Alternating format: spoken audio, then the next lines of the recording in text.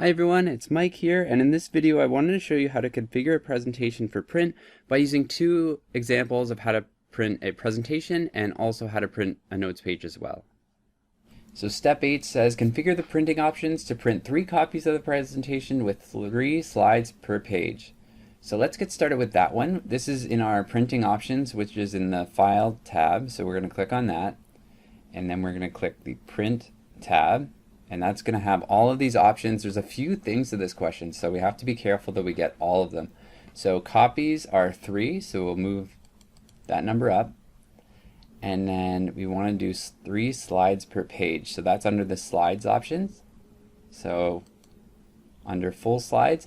And if you're ever printing off notes for your classes, I think 3 slides is the best. If you get a preview, it sort of gives you a little bit of a preview of these slides and then a notes page. So that's a good option if you're taking any other classes and you want to print off your instructor's presentation. And then all the copies of the first page should be printed before the second. So there's a little bit of a trick there. It doesn't tell you exactly what to do, but what it does is it'll say collated here says I'm going to print off pages 1, 2, and 3, and then I'm going to print off pages 1, 2, and 3. If you choose the option uncollated, it'll choose to print off all page 1 and then all of page 2 and then all of page 3, so that if you had like different handouts and you wanted to give them to your audience at separate times, that would be a way to do that before you print. So uncollated is what it's trying to get at, and that's it for step 8. But you don't actually have to print this, so don't worry about that. Don't actually print these off. These are just print settings.